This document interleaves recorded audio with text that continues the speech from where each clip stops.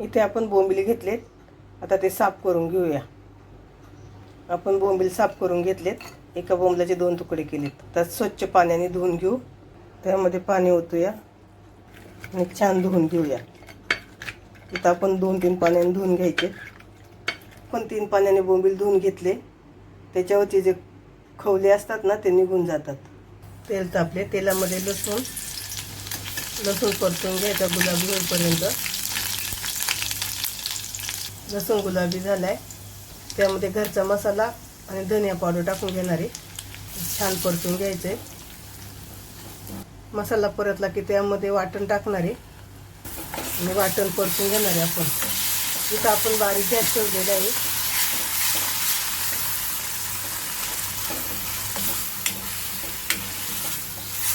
इथं आपला मसाला परतलाय, त्यामध्ये बोंबील आणि एक बटाटा घेतलाय, तो टाकून घेऊया आणि मिक्स करून घेऊया।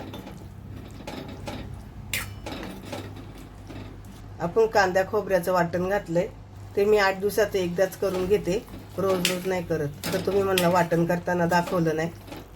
त्यामध्ये आता आपण गरम पाणी ओतून घेणार आहे। आपण पातळ रस्सा करणार आहे, आमच्याकडे चुरून खायला लागतं चपाती भाकरी बरोबर, त्यामुळे थोडं जास्त पाणी ओतलंय।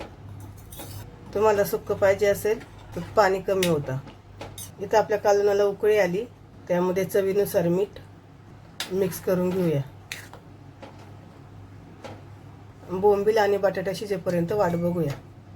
इथं आपलं बोंबील बटाट्याचं कालवण तयार झाले, छान शिजले बोंबील